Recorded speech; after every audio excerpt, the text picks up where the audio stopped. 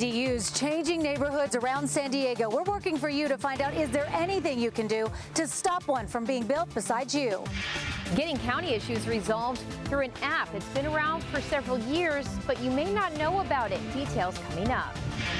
3 people killed in a plane crash in Arizona. That plane owned by a company here at Brownfield. We'll have the details. We're live from the red carpet at the San Diego International Film Festival. I'm Ariana Cohen. I'll tell you what to expect. A day on the ranch at the Terry campus of life, where horses just have a way of making everyone feel special. CBS 8 News live at 6 starts right now. People who live in the College East area are frustrated by an invasion of massive ADUs in their neighborhoods. Good evening and thank you for joining us. I'm Carlo Cicchetto. And I'm Kirsten Holmes in for Marcella Lee. A new law meant to increase the number of granny flats in San Diego is now being used to create mini apartment complexes. CBS 8's Anna Laurel is working for you to find out, is there any way to stop an ADU from being built near you?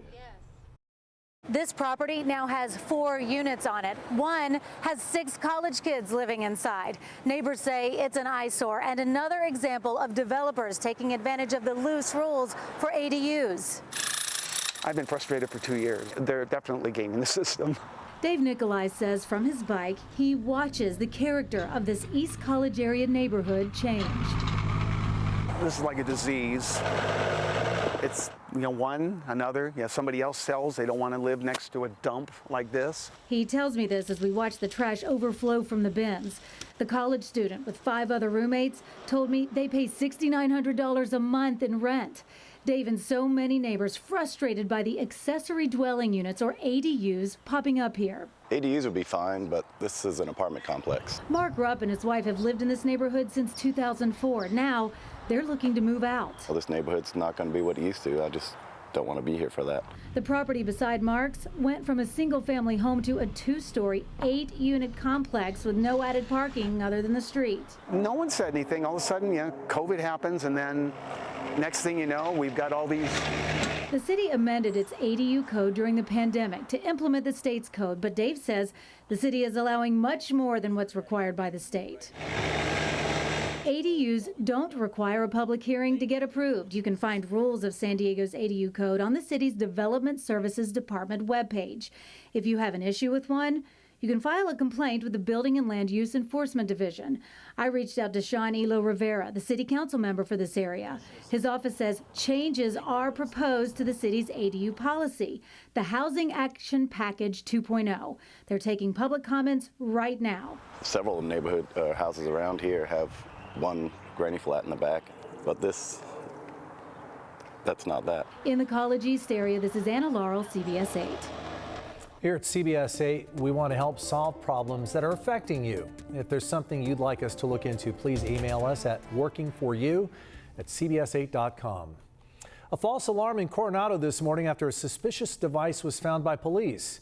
It was found on H Avenue near 3rd Street around 11:30. People living nearby were evacuated until it was deemed safe to return.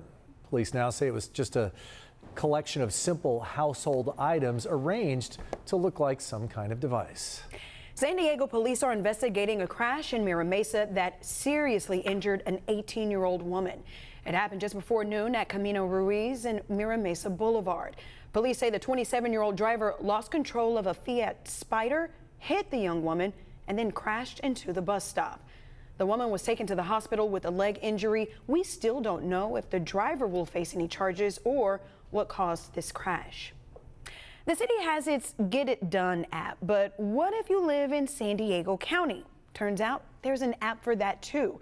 Shannon Handy is working for you right now to introduce us to Tell Us Now. Tell Us Now has been around since 2017, but I just learned about it last week while doing a story in Spring Valley about roads in need of repairs. The man I interviewed didn't know about it either, so I figured we should do a story to make more people aware. And I'm at wit's end now about this whole mess.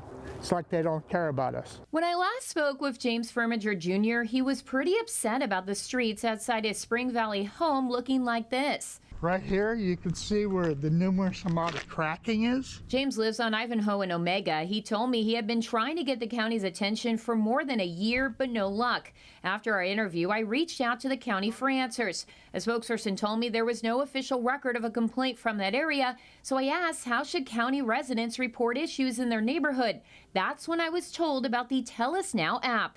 This is one of the many tools through which we want to engage with the community. Murali Pasumarthy is a program manager for the county's roads division. He explained people in unincorporated San Diego County can report non-emergency problems and track their progress, similar to how the city's Get It Done app operates. Just download the app, select an area of interest, snap a quick picture, add some text, and send. The moment you hit the send button, that information comes over to our front office staff, and if it's during regular hours, we're able to triage it, and we're able to send it to the appropriate crew who would be responsible for maintaining. And typically, we get these repairs done within 72 hours. Murali says they take in all kinds of requests, ranging from road repairs to broken streetlights and downed trees, and you can make those requests in English or Spanish, though he admits Tell Us Now isn't being used as much as he'd like it to be, saying of the 500 or so requests they get per month, only 10% come from the app. We would like it to be deployed more on many of the smartphones, but today I believe about 12,000 plus or minus users have this app. Back in Spring Valley, once they made the county aware of the issues here, they started filling in potholes within 24 hours. The entire road, as well as others in the area, are slated for repaving in the summer of 2025. Aside from Tell Us Now, you can always email or call in requests to the county, but officials say the app is much more efficient. We have all that information up on our website, CBS8.com. Just click on this story. Working for you, I'm Shanna Handy for CBS 8. Thank you for that, Shannon. Okay, so the city of San Diego is paying $8 million to a man who was run over by an SUV while trying to run from police in the Midway District. This happened back in February of 2019 when police were trying to arrest Devontae Guy, who is suspected of vandalizing a nearby convenience store. Surveillance video seen here shows Guy, I believe we have it coming up, shows Guy running down Rosecrans with an officer close behind. This is the video I was referring to. It shows the officer on top of Guy when a white SUV hits them. Guy suffered severe injuries, including internal decapitation. That's where the brainstem is severed from the spine. Guy, who was in his 30s at the time, requires around-the-clock medical attention now. Tonight, police arrested a driver who killed 4 women while they were walking along PCH in Malibu last night. Deputies say the 22-year-old driver was speeding on PCH, lost control, sideswiped several parked cars, and crashed into a group of women walking in the area. Neighbors say they saw the driver get out of his wrecked car. He was eventually pinned to the ground by people in the area. This one's tough. This one's tough. There's a lot of carnage, just metal carnage. And you know, anytime you come and there's 4 bodies that didn't survive, that's a tough one to watch. Investigators are still working to identify the 4 women killed. They believe the victims were students at Pepperdine University. Right now, a 12-year-old is in critical condition after being hit by a car while walking to school this morning. Police are still looking for the driver, but do have Ring doorbell video of the vehicle they believed involved. It's a dark blue Honda, they tell us. Investigators say that car should have front windshield damage. And a heartwarming reunion in Oceanside between a 10-year-old boy and the medical flight crew who helped save his life. CBS 8's Kelly Hessedal was there for the reunion and shows us his journey. Yeah, a lot of us were in tears today. This 10-year-old boy's story is pretty incredible. He spent more than a month here at Rady Children's Hospital. His family says at one point they were afraid he wouldn't survive. You never think it could happen to you. 10-year-old Declan Henson was in an accident back in June while riding his bike near the family home at Camp Pendleton. His handlebars hit his abdomen so hard it punctured the main artery that supplies blood to his liver, an injury doctors say is often fatal. He was able to call his mom for help using his watch. A Mercy Air crew transported him to Rady Children's Hospital. The right people were there for the right job. They knew he needed blood right away. The crew gave him the blood he needed to survive. Mercy Air is the only program locally that has the capability to do this on board a helicopter. We just gave our best effort and never gave up. Declan underwent 6 surgeries. His dad was terrified. That 3rd procedure was a very much an exploratory. Had to sign a waiver. So. But Declan survived and made a full recovery, though he still has quite the scar. Here's the moment he left Rady's after spending 32 days there. You work so hard. We are all so proud of you. So proud, so proud, so proud. And then today, Declan got to hug flight nurse Amy Marquez and the rest of the crew that helped save him. Thank you again for saving my life. And even he got emotional. When we dropped him off and turned him over, we really hoped that he would make it for his mom and dad to get to the hospital at least. And never in my wildest dream did I think he would walk out and be able to come see us and live his life as a 10-year-old boy. It's amazing. You know, just being able to have that closure and to thank them personally.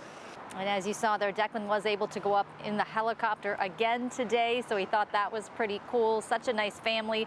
They have 2 other kids who are also very sweet. Declan told me he wants to grow up to become a professional soccer player.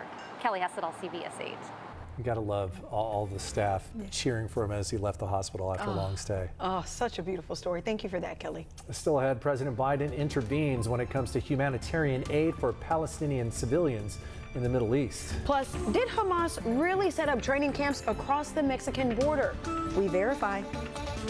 We are gearing up for our sunset for tonight, which is going to be at 6:12, so about 2 minutes. But you can also see that marine layer is just in the distance, and it's ready to pounce. We'll take a look at your complete forecast coming up. We're live from the red carpet at the 20th Annual San Diego International Film Festival. I'm Ariana Cohen. I'll tell you what to expect coming up next.